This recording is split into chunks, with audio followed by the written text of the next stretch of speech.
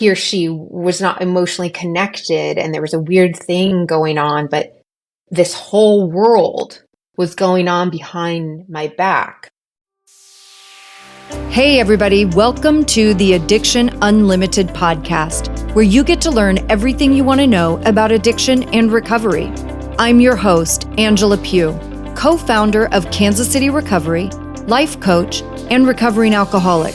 To learn more about me, you can listen to episode 0 on your podcast app or find us on the web at addictionunlimited.com. Hey, Kristen, thanks so much for coming on and having this conversation with me. I think this is going to be a really good, enlightening conversation, and I'm so glad to have you here. Thank you for having me. Absolutely. Why don't we take just a couple of minutes and let everybody know a little bit about you and what you do? Well, I'm a licensed marriage and family therapist in the state of California and a life coach. One of my specialties is addiction recovery, but that also is kind of manifested into process addictions, specifically sex and love addiction. And also from that, I am kind of an expert in managing the relationship crisis that tends to unfold under those conditions. And so I've worked in treatment centers and military bases and schools, and now I'm just running my private practice and try to help clients in relationship crisis and figuring out how to navigate their life and their relationships post infidelity, addiction discovery, emotional abuse, etc. Yeah. And I love that you just had that little mini list right there, because those are all the things that I want to hear about and I want my audience to hear about.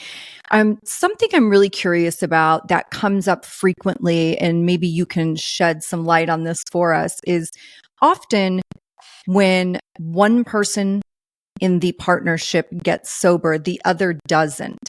And this creates a lot of layers, right? There's a lot of fear and anxiety around that. Do you have some guidance for how people can navigate that in their relationship? When one partner abstains from substance abuse and the other partner chooses not to abstain in a similar matter? Yeah, I think what I see most often and what my clients are typically dealing with is, when you are in active addiction, drinking, we'll just use alcohol as the example. When you are actively drinking and that's your life, and you meet your person in that stage of life, and you create this relationship and get married and have a family and buy a house, and you start doing all of the grown-up things, and then all of a sudden the drinking is problematic. It is problematic for both people, but only one quits. Now, occasionally, I do see people where the one partner has a problem and the other one really doesn't, right? Who's a very casual drinker, and that obviously doesn't create the same level of issues as if both partners have a problem. So when one person says, like, I'm not feeling good about this, I'm not crazy about my behavior, it's really affecting me, I need to give alcohol up, like this is important to me, I'm tired of feeling like crap. But the other partner doesn't want to give it up, and they want to maintain that lifestyle of going out and drinking, and it's how you connected. Like, I think back, if I would have gotten married in my 20s, I was an entirely different human being. So how do you navigate that and stay together in a very kind of surface level? Like, I realize I'm a coach too. I get that this is a really deep question. It's messy, right? Because it's never my job to tell someone what their values and goals are. They establish them, and then I kind of work treatment around what their established goals are. In the scenario you're describing, it's often kind of blaming external things for the problems, for the relationship problems, for my sadness or my anxiety. I just need a different job. I just need a different partner. I just need more money. And so when one person takes their substance use out of the dyad system, it's really interesting to see how everything starts shifting, and it becomes a little bit more apparent how it's also probably not likely working for the other person. It's just now it's a lot more clear because you can't blame it on your partner. his or her use, I only drank a bottle of wine because he or she helped me drink that bottle of wine, Right. or because Right. she cracked it open. And so now you can kind of confront those realities a little bit more clearly. That's what I tend to see.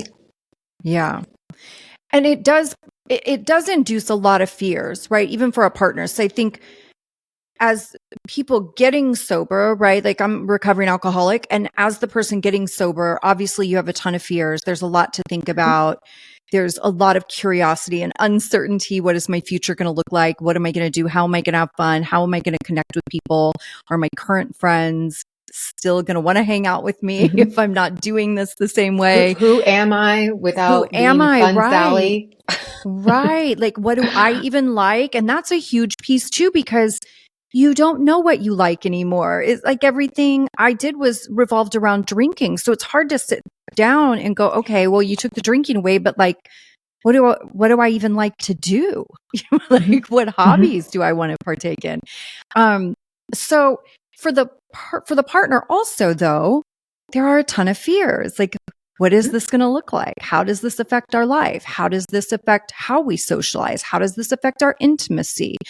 Is that person going to be judging me and my drinking habits? And how are we Yes. going to navigate that? And yeah, it brings up a lot for both people. Yeah, because again, usually the identified problem in the relationship has just been him and his drinking, if that went away. And then when you actually take it away, it throws everything. You start noticing all the other things start coming to the surface. The struggles with intimacy, struggles with vulnerability, maybe unprocessed, unverbalized resentments, feelings of betrayal, right? Lying, sneaking around behaviors, anxieties of now that you're a different person and you have a different community, can you still love me? Those things like that. Yeah, on both sides, from both Yeah. the addict or non-addict, or maybe if they're both addicts would go And on. that's the part I feel like gets so often overlooked, right? Of course, because, part of the human condition is being incredibly self-absorbed. Like all of us as humans think about ourselves and how we Mhm. feel and what we want. Addicts take it to another level for sure, but we get so consumed in what's happening for us that we often forget the other person has feelings and experiences and curiosities and fears at the same time. Right. And often the addicts struggle with being able to communicate that, process it, and the partner too. Yeah. Um, they haven't really been practicing. They don't have this strong muscle built up in healthy communication and productive communication. And this is a safe place, because previously, usually, it wasn't a place where they could be productive, where they could talk about hard things, where they could process difficult feelings. So, yeah, it's almost like first relearning this is even a safe place to talk about those vulnerabilities. It amazes me how kind of bad we are at communication, right? Because it is a learned skill. Like you're not just born knowing how to communicate effectively, No. But it also kind of amazes me that we're not taught. Like I feel like communication and conflict resolution should be something you're doing all through school because those are skills that you need to use in every area of your life forever. But people really, most of us really are not taught effective communication. Yeah. No, I joke on my YouTube channel that I offer all this information because none of us learned how to do it in school. And usually we learn our emotional intelligence, our social intelligence, or maybe even lack thereof, and our relationship skills, conversation, communication through role modeling and trial and error. So, I mean, that's it. And you do conflict resolution. Bobby took my pencil.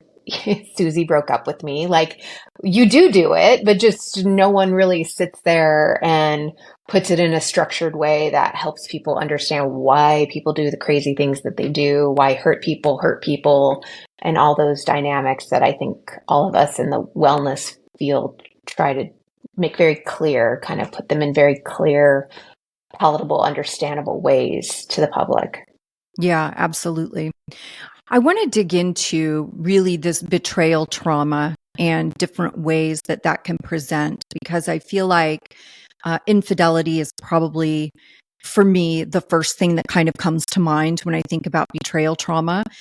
But the other thing I think about is, again, in that dynamic of substance abuse, there is a lot of lying. Oftentimes people are hiding what they're doing. And not only in substance process addictions too, certainly gambling, sex addiction, porn addiction. There's a lot of sort of deceit in these addictions. And am I correct that that is its own betrayal trauma? Is this the same thing in its core? Yes.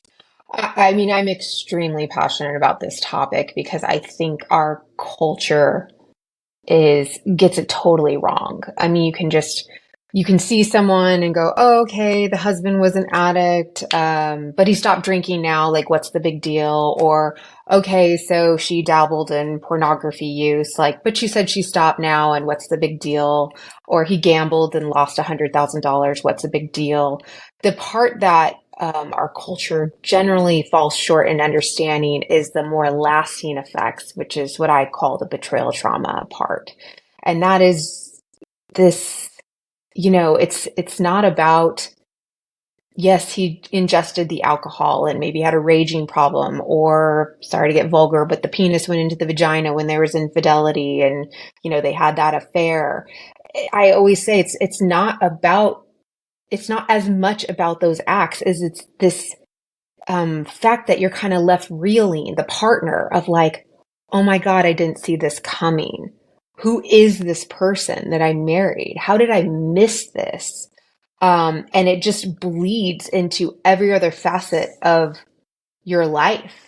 So it's not just dealing with the fact that my husband is an alcoholic and maybe he created a really chaotic, abusive environment because of that. It was like, I thought we got married to be partners. And when I would say, this is really hurting me, I thought you kind of loved me enough, right? This is the language of it. As we know, it's not about how much you love somebody. The addiction takes over. But these are the stories you tell yourself as a betrayed partner, that you would have been honest with me, or you told me you were going to stop drinking and you didn't, or you told me you'd go to these meetings and you didn't. And you kept telling me, oh, if you didn't nag me as much, then I would stop drinking. And the same thing happens with sex addiction. I knew he or she was not emotionally connected and there was a weird thing going on, but this whole world was going on behind my back, this double life, these secret rendezvous, this money being spent, these things said behind my back, these people he or she was hanging out with as part of his addiction. And it makes you question everything in your life. Like, if this is my main partner and I didn't see this coming, what else am I missing? Is everybody else lying and sneaking around? Does anybody else actually value the sanctity of marriage, or am I the only sucker walking around here? And it leaves you with this feeling of extreme unsafety, of like, all I have are my instincts and intuition. And if everything is wrong, then how do I keep myself safe in the future? So that's one big thing. It's not about as much about what happened as how could you come home to me every day and lie to my face? How could you make promises to me and then just go back and also just go back on those promises? I thought we were going to be partners, teammates, like roll our sleeves up and fight. You just stepped out of our marriage over and over and over and over again. And so there's a emotional reconciling that happens there, obviously spiritual too. And then there's an actual physical consequence that I try to help people realize. If you start seeing, your girlfriend who's dealing with her husband who's an alcoholic and going through treatment and all that aftermath, she's going to be highly dysregulated. And unfortunately, we judge that person. Like, oh God, calm down, or maybe you were like a little too neurotic. And I've heard it all, and it's pretty brutal. But what they don't realize is that this person's in severe trauma. where it's no different. Your body records it, no different than any other life-threatening experience, like a serious car accident or being held up at gunpoint. Like your brain just wants to keep you alive, so it's very generalized. And for all you know, your husband or wife lying to you for a long period of time will kill you just as quickly as someone pulling a weapon on you. Because the two big factors that lead to you wanting to record something, your brain wanting to record something as traumatic, is how blindsided you felt by it. So you did not see it coming. Your best thinking couldn't help you with it, and how powerless you are to what's happening around you. And addiction and loving someone who has addiction issues, there is a lot of blindsidedness and powerlessness that occurs on a chronic, regular basis. So your body records it as trauma and rewires around it. And there's absolutely a need for trauma therapy post uncovering unknown infidelity, addiction, etc. I so appreciate you saying that too. It reminds me of, yeah, I've been an interventionist for many, many years. And so often when I'm working with a family and we're doing the intervention and we're coaching through that process and leading up to it, the energy and focus is so much on that the addicted person getting help. They have to have help with their problem. And I always say it doesn't do a lot of good to send your person away to treatment to get help for them to come back to the same broken system. Like everybody has to get help. But it's kind of what you were talking about a few minutes ago too, in all the blaming. It's like everybody's so consumed with pointing the finger at, whose fault it is, and they're the main problem, and this is the issue, and that's the issue. But it's like, I always tell people, if you look back to who you were before you started having to deal with this battle of addiction, whether you're the addicted person or a family member, loved one, whoever, look back at who you were before this. And I promise you, you are different. I promise you, how you view life, how you handle problems, how you respond to things is different because it changes everybody, whether you have it yourself or you're just a loved one. It changes everyone. Mm-hmm. And betrayal, it can be big, giant betrayals, like uncovering, a 10-year affair that you didn't know about, or finding out that your husband had a secret cocaine habit. Or it can be little baby betrayals. And these are little tiny moments where your nervous system wires around new information and says, uh-oh, this is scary. Uh-oh, you need to behave this way to manage how scary this is. Uh-oh, this part of him isn't trustworthy, or her. And so obviously the consequences I see of long-term being married to someone who's an addict is there's hypervigilance. Where are you going? Why aren't you going? And by the way, it's not just to that person, because remember, our nervous system goes, okay, any human seems to be chaotic and uncertain. So then it's hypervigilance around your children and how to protect them from harm. Sometimes they appear controlling. Sometimes they appear, where are you going? Why are you doing this? What's the plan? Okay, if I watch him enough, then he can't go act out again, or he can't go cheat again, and a general kind of doomsday scenario. Or I see the complete opposite end of the spectrum, which is someone who's like, I have no feelings. I have no opinions. I just move along. I just focus on everyone else's needs. I have no needs. I don't even know who I am or what I like in life, because as long as I stay in this neutral spot, I can maybe keep some semblance of my family system together. But I have to totally shut down and disconnect from all the big fire red flags that are going off to maintain that status. So I see it all. And I'll add this in a little snippet, is I feel like therapists who aren't trained in these concepts of betrayal trauma, or how living with someone who's constantly lying, sneaking around, behaving incongruently, those who aren't trained to understand those dynamics put a lot of judgment on the betrayed partner, on the partner being lied to. I hear a lot of judgmental diagnoses, let's say. And Hmm. I mean, what it is what often their explanation is it's just a nervous system that's wrecked from being Yeah. with someone who's so chaotic, so uncertain, who lies so often, um, and they've done their best coping to survive in those systems. It makes you feel crazy. Yes. Like, I know I had a span of time, obviously being super emotionally unhealthy in my own active drinking life, where I chose just the absolute worst people, right, to date. So, Comes in the so package. Comes in the I know it package. does. It does. It does.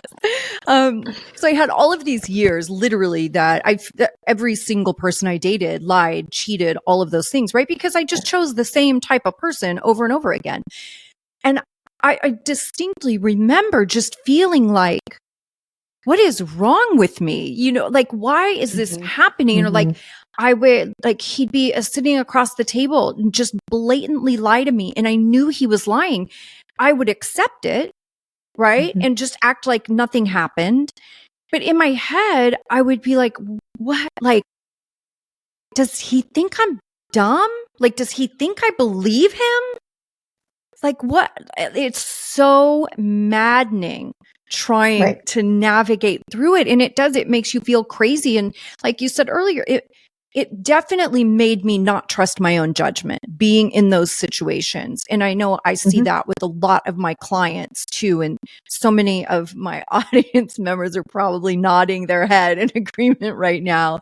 But it is like, it just makes you feel like you're losing your damn mind. Like, what is wrong with me? Why, Like you're why losing am your I? damn mind. It does. And like, And then the oh, worst thing, can I add, is then you walk please. into a therapist's office to try to get help. And like, God bless you for saying, okay, I can't do this. I feel crazy. And those who aren't trained to understand the dynamics go, oh, yeah, maybe you need to calm down. Or if you would just leave the guy, right? And so then you feel all this shame and, now, oh my, yeah, I'm just exposing myself to abuse. I'm a horrible person. Or, maybe if you'd stop drinking, then none of this stuff would be happening. But it's like, these are all very separate things. And understanding the model of betrayal trauma can really, really help the people who are there to help those in a struggling state, to really understand, if I saw this person from a nervous system, like what their nervous system is Right. showing me is that they are in a trauma state. Now, they haven't gotten in an accident or held up at gunpoint recently, so that leads me to believe there's something immediately in their environment that is contributing to these like PTSD, hypervigilance, emotional dysregulation state. Um, what's going on there? And I ask more questions. Yeah. And you're also judging yourself the same way.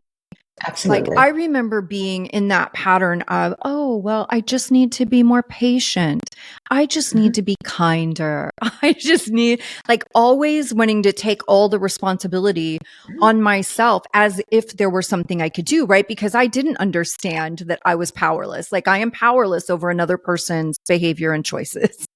But Hmm. I didn't Hmm. get that back then. So, like, you're talking about therapists saying, like, maybe you need to calm down. Like, that's what you're saying to yourself. And that's part of Hmm. what Hmm. plays into keeping you engaged in the Yes. dysfunction. Yeah. It just reinforces those shame stories, right? If he loved me enough, or if I had sex with him more, or if I was prettier or smarter or more understanding. Because that will always be, no matter how many times someone cheats on us or abuses us. I always try to help clients understand we have this like survival mechanism in us that's like, okay, it's too scary for me to realize that these people will do things and I have no control over it. My brain does not like that story because that's like way too open ended, and it needs to like shut that story down. So how it shuts it down is it creates a shame story, which is a me focused story of I could be better.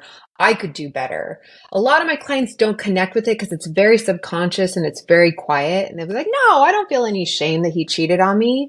And I'd be like, yeah, it's really, really quiet, but it whispers, if you didn't nag so much, if you were a better mom. And that part has to be part of the treatment. You have to talk about the shame, even though you've been victimized. There's some quiet little story in there, and it's just part of our survival mechanism that's just saying, no, no, no, I got to write some story about how I could have changed this outcome, how it's my fault. Yeah, And you have because to process through it. powerlessness is scary too. So scary. So Feeling scary. like you can't, like you don't. And it really isn't that you're powerless. It's just that your power lies in your own, in your boundaries and figuring those things out, right? And working on yourself. Like you're talking about getting the therapy to work on these things. That's where your power really lies, because we are powerless over other people and their choices and behaviors. Like that part, you can't, you don't have any control over that. Yeah. And I would say not just the boundaries and holding the boundaries and the consequences, but also the distress tolerance that's required. Because I think we all think when we have boundaries and we're like, that's just not okay. And look at me, I'm living aligned with my boundaries and values and goals. I'm like living my best life. I want everyone to understand that that is not the most comfortable life.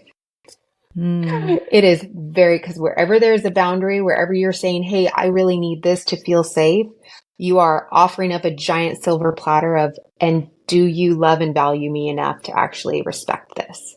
Because behind every boundary or holding every line, there's this possibility of being and feeling rejected from it. So it's the ultimate vulnerability to have boundaries.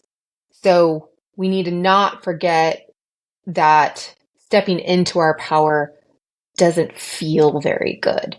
It doesn't give you this like Wonder Woman thing. And I think that culturally is also something that we don't teach very well, that it's not a comfortable path, but it is ultimately the healthiest path where you're not walking around thinking you're crazy. Right. You know, Right. and that you're being abused, or does he think I'm crazy? Like, how can he not? Yeah. And that was such a great way to explain it too, because I know we all struggle, certainly when boundaries are new to us. We all struggle in setting boundaries and then holding them, right? And it almost feels like, I know for me, it felt like I was being mean, you know, like trying to shift from codependent people pleaser that shame story of to, who do you think you are? Yes. Ew. Like, gosh, are you really not going to help? You're like, you're really not going to be available. Gross. Yeah. It's so crazy. But that is, I mean, it is uncomfortable. Now, I feel like it's only uncomfortable briefly because I feel like there is great You're playing reward. the long game. Yes, for sure. Because there is incredible reward with boundaries. And once you do it a couple of times and you get through it and you see how good it feels, then you're like, oh, okay, yeah, I could do this a little bit more often. This feels good. But it's terrifying at first. And all of that fear of judgment and people's reaction. What are they going to think of me? And how is this going to change our relationship? And are they going to be mad at me? Yep. Yeah. So that's where the distress tolerance has to come in, is you actually, again, speaking of wiring, our nervous system is only meant to handle so much. And so there's almost this like muscle we have to build to say, okay, this feels really yucky, but I have all these coping skills and this is how I'm going to get through this part, you know, this fear or this unknown. It sounds like too, as you're talking about it, that like most things in life, you know, certainly when it comes to making changes, it sounds like there's a lot of intention required, like to do it and do it well. Like you're saying, like really thinking about it and, okay, this is going to be uncomfortable. Is this too much for me? What are my tools that I have? Like, who do I have to talk to or reach out to or journal or whatever your tools are? Everybody's a little bit different. But yeah, just being intentional in thinking about yourself and what you could, how much you can really challenge yourself and push yourself to be uncomfortable. Yes, because any change that's going to happen, whether it's like I'm trying to eat differently to stop stomach issues, or I'm trying to do a workout plan to try to build strength or, you know, stave off health condition issues. And then it's also emotional and relational challenges. All of those things are more successful when you have a plan, when you have a community, when you have an accountability system, and when there's, as you said, intentionality. Right? I'm going to eat this, work out this way. I'm going to communicate in this way. When I get overwhelmed, I'm going to take a break. I'm going to go to 12-step meetings and develop my community. And yes, it's all, I mean, that's why I love 12 steps, because that's what you're doing. You're inviting more structure and accountability and intentionality and community into your daily life. And I always say, unless you have another set of people who've been through the same kind of stuff you've been through, are the same level of bullshitter that you are, we'll check in with you regularly. We'll show you how they receive their level of success. And, then you need to go to a meeting. Sorry. That's like, I don't know where else you're going to find that. Can say where you could say, we joked, like, as long as you didn't kill 2 people in the past week, we've heard it all before. I am not shocked. I can't be offended. I've done that all 3 times already. What's your point? Like, that's why you say, get to a meeting. Yeah. You get all those things in a meeting. And it's free. Right? I feel like you and I are hear... both in the treatment world. We know how freaking expensive this stuff can get. Yes, I'm always but like, I also hear all the time, like, people are mad that stuff costs money. Like, everybody is like, well, I can't afford that, or I can't do that. Oh, it's too expensive, or my insurance won't cover that. And it's like, listen, I can give you a whole bunch of options that don't really cost anything. Again, I work in process addiction. There's like great, I'm in LA, obviously, and they have great SLA, like sex and love addicts meetings. They have spa, like sex and porn. They have, everything. They have places for everybody. Now, smaller cities, it's harder to find like a robust community, but also post-COVID, they have everything online too. Everything is online. And like every podcaster like myself, we all have our own things too. So yeah the options are endless. There's so much access. Yes. When I got sober, there was nothing. Right. There was AA was it. And I'm fine with that, right? I went, I love it. It's incredible. It gave me everything I didn't even know I needed, certainly in those early days. And the love and acceptance I felt walking in that room was unlike anything I've ever been through. And I really needed that, in my most broken moments. So yeah, but it is such a good reminder. It's free. Yeah. And, and I also, you were mentioning how the families also need treatment. That's why I hold small betrayed partners groups, because your addict may be out, working his or her program, but I want a space where you can start learning how to rewire your traumatized body, how to develop your communication, how to set those boundaries, how to lean into a community, i.e. this small group, all the same components that will probably make your addict partner successful. I want you to be able to adopt those same things in your life too, because that is really going to help with the ultimate success of the partnership, of you as an individual. So yeah. Is that what you would suggest as maybe a first step? Like, and I want to, again, from both sides, right? Person, partner. If you are the person with the trauma, is that what you would suggest as a good first step, is a support group? Or would you suggest like therapy? Because a lot of people do trauma therapy. You hear EMDR everywhere now, ART, somatic experiencing, breath work. Right. A lot of my YouTubes are about talking about all those different things, but I don't necessarily agree about trauma treatment right away, because as you know, the home environment can be quite unstable.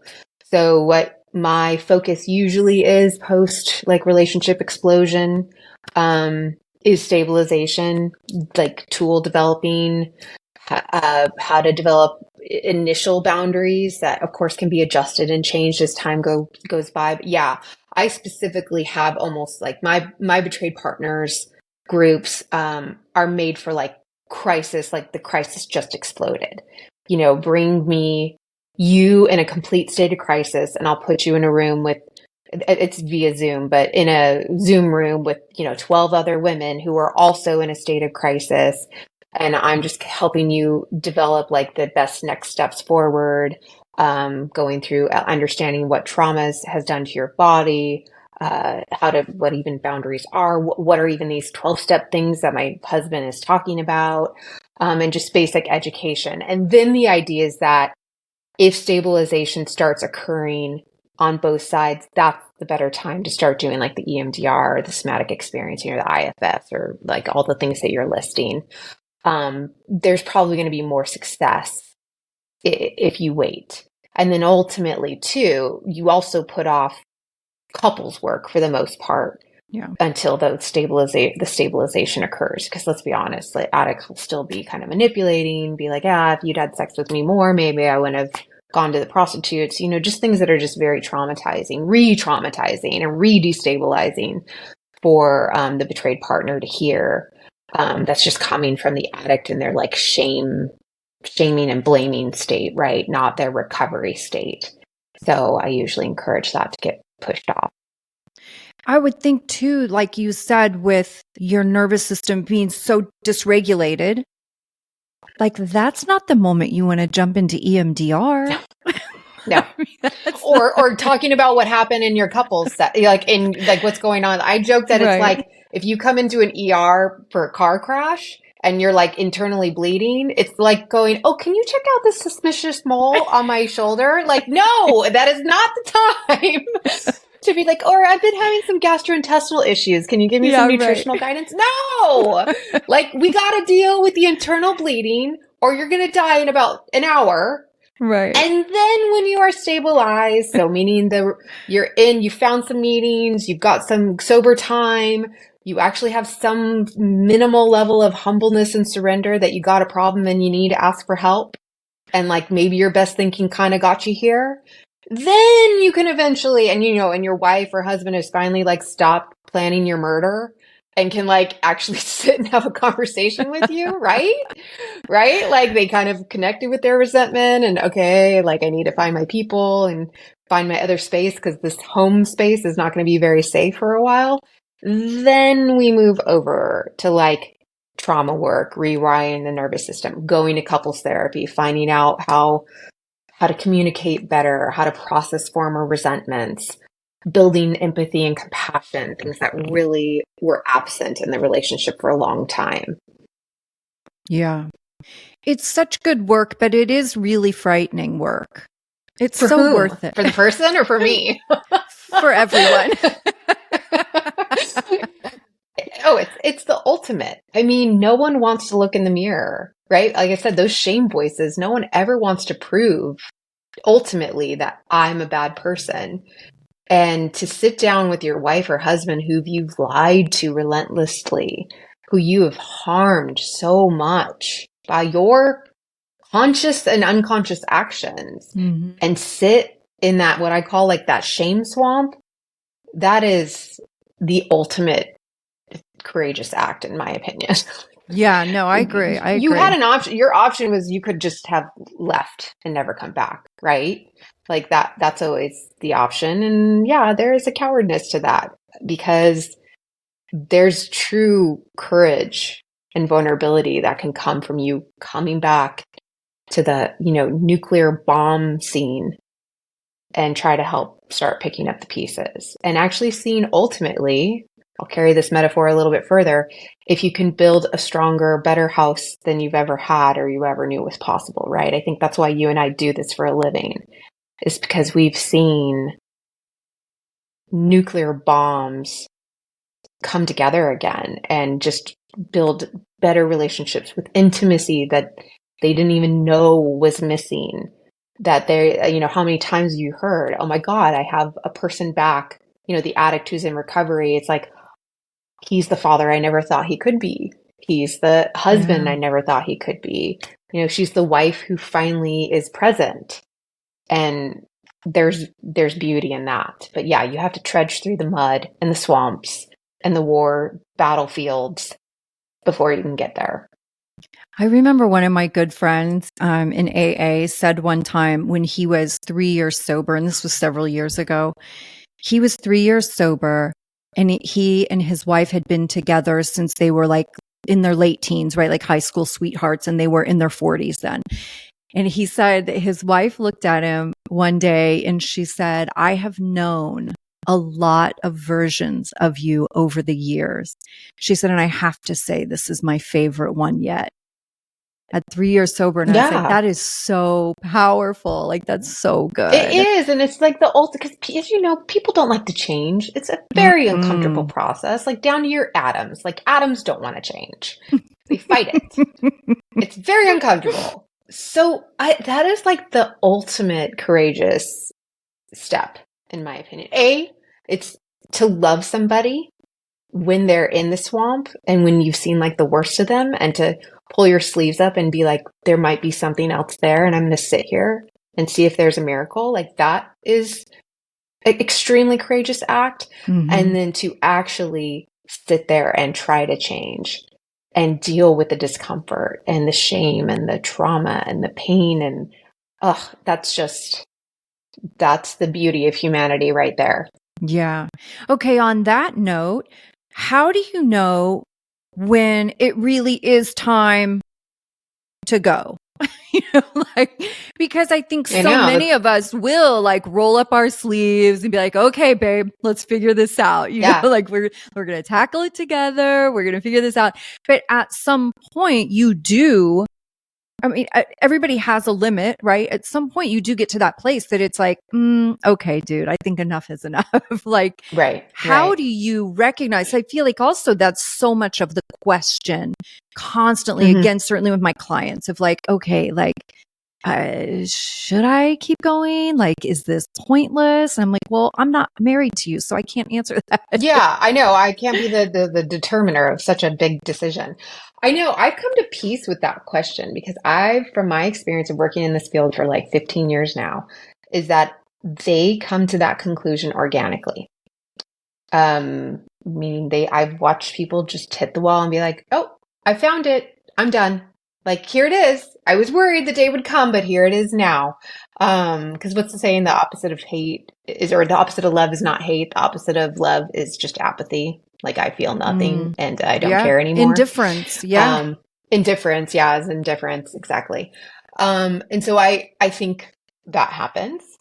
And the way I think people come to that sooner, so meaning if they feel like they're kind of stuck, what I always say, it's like being stuck in purgatory. I don't want to leave. I'm afraid of leaving. I hate being where I'm at. It's still really unhealthy. That's when I actually find group work to be most profound. I love when they come to me to keep kind of sorting this out because every day or every week they're walking into sessions with me going, yeah, I know I keep saying we need to go to couples therapy, but he still won't go or she won't go. I know I keep drawing that line saying, yeah, you need to go to meetings, but he or she won't go. And so there is something that happens where you're like, yeah, every week I keep asking for these needs to be met. And I keep talking to you about it. And we're doing the definition of insanity. Look at me. It's happening. And so, yes, engaging with someone outside of you and that crazy, little monkey brain we have helps push that process forward, kind of keeps you less in the paralysis state. But then if you times it by 10, 12, 20 people who are in that same phase of life and you hear their stories and you hear the stories of the people whose partners do have good quality recovery and they have actually responded and they're genuinely sorry and empathetic for the harm they've caused, you get a lot less tolerance for the bullshit going on in your relationship system. Right. Because you're like, sometimes when we're on our own, we can get trapped in this storyline of like, does everybody lie? Is monogamy impossible? Am I like ridiculous for asking for him or her to not watch porn anymore? Is that like unreasonable for me? Or I don't know, just to like be honest about things like where they are and what they're doing and so nothing shows us that faster, how unreasonable these crazy stories are going on in our head, like sitting in a group setting and watching different scenarios play out in front of us. So yes, if you are stuck, find a group. I love that. That's really brilliant because you're right. I mean, it's the same thing of like going to 12-step meetings, right? You do get to hear your story and you get to hear so many different versions of it that it does kind of help you get more centered in where you are and what's happening, what you want to do, who you want to be, what you want your life to look like. You just get to hear so many versions. I had a client just recently go through this and talking about getting to that place of sort of indifference, right? And it's not indifferent like, oh, I don't care anymore. But I think you do hit a place where you just know when it's time. And there's a certain peace around that, and not like a manic energy or a super angry energy or F this, I'm out of here, and a lot of chaos and drama. That's not it. I feel like there is a certain calm and a certainty, it's an acceptance. and you do. Yeah. An acceptance of his or her limitations. Right. Sure. So I'm not going to badger you down for not going to meetings anymore. Right. I'm not going to beat you up for lying to me for the 5 billionth time. It's just this, I see this switch where it's like, of course you lied to me. You know why?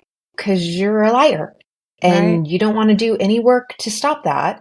And so that's what I see it just when I see that shift, I'm like, oh, okay, it's happened.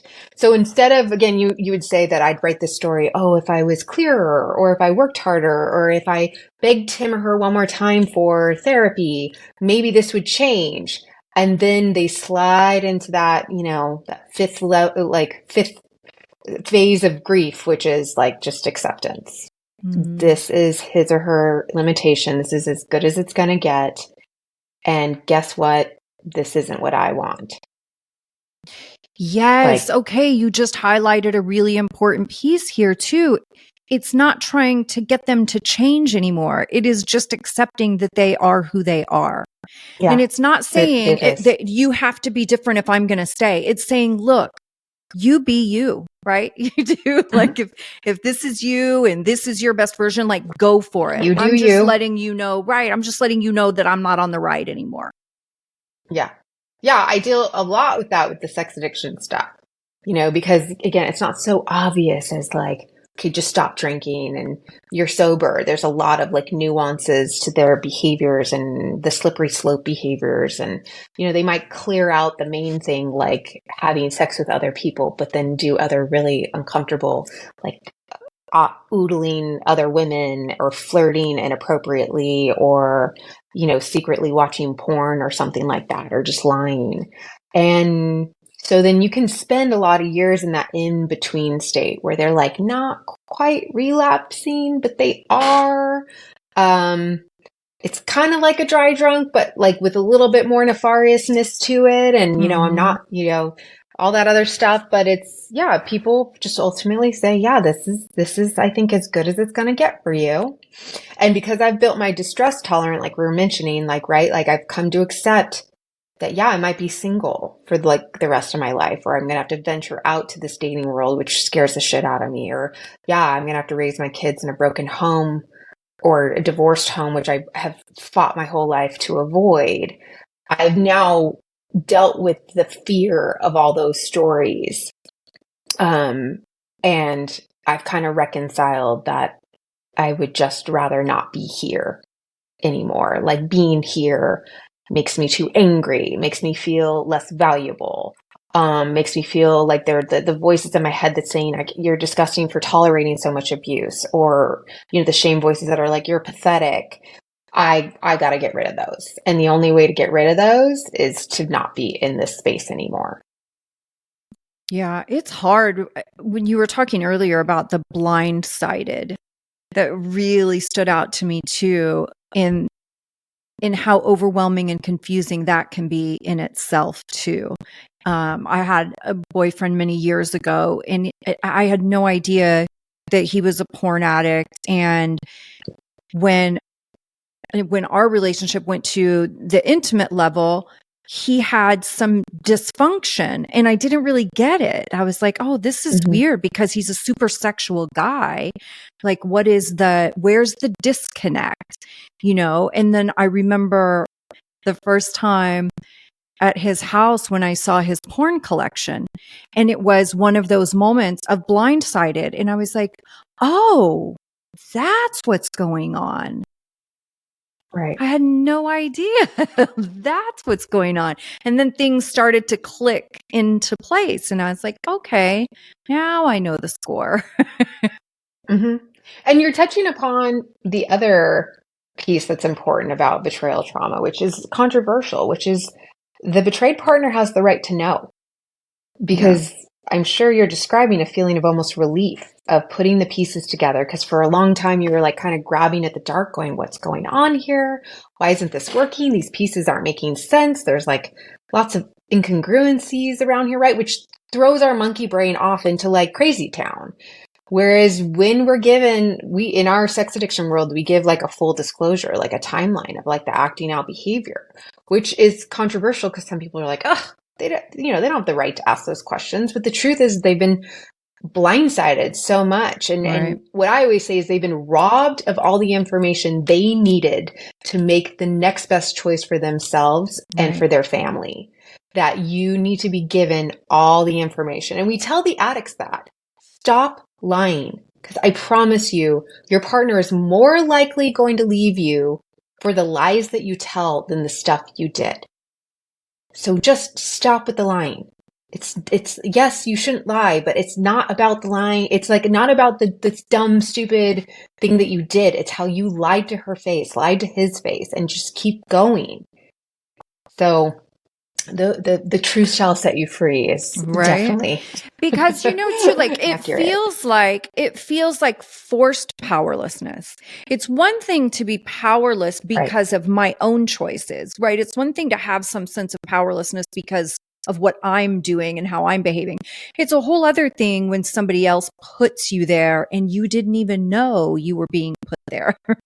Absolutely. Absolutely. And there's a true victimization there that has to be processed. And that usually is one of the trauma pieces that has to get processed, right? Because that's so stinking scary. Your brain wants to know when scary stuff happens, how do I protect you in the future? And if a loved one is capable of lying to you and deceiving and, just bamboozling you for all those years, you have to do a lot of work around being able to write some kind of story of empowerment around that. And actually the addict giving a disclosure so you can start putting the pieces together to realize, oh God, yes, I remember that was a time where I was like, okay, so my instinct isn't like totally off. Right. And now I can kind of count on it. Yeah. And I can now reconnect with it. Like I always say, one of the biggest recovery steps for betrayed partners is rekindling and reconnecting with your instincts and intuition. That moves you from this powerlessness to a state of like, okay, I can kind of smell BS. Like I didn't think I did, but now I can because this person's kind of giving me the information I needed to backtrack and realize like, oh yeah, this is where I knew something was going on. Yeah. So that's an important recovery part. Yeah. It's so good. Kristen, how can people find you? I know you mentioned your YouTube channel. Yes. So YouTube channel and website are all on the same thing, Kristen Snowden. Make sure it's Kristin Snowden, SNOWDEN.com.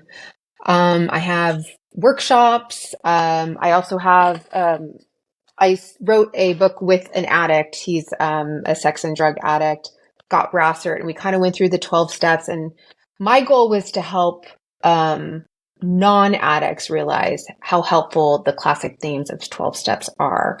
I always joke that we all can like recite one of the 10 commandments or like the golden rule, but most of us don't even know one of the 12 steps. Yeah. And I think it's a tragedy because these are classic concepts that have helped millions of people be set free. And so they're also not really specific to AA. And I feel like that's a major misconception of AA. Totally. Is that there's AA you reinvented the wheel and made up these 12. So I'm like, no, this is the same stuff from the beginning of time. Like Aristotle, Socrates, they talk about the same concepts. It is. And as time goes on, and I write about that, like how these themes actually now we have like fMRIs to show that like actually doing daily prayer or meditation, whatever you want to call it, right? Because there's a misnomer that 12 steps comes with a heavy dose of religiosity and like legality to it. And I just really, I wanted to honor what the 12 steps could be. And you don't need to identify as an addict to benefit from a lot of these concepts.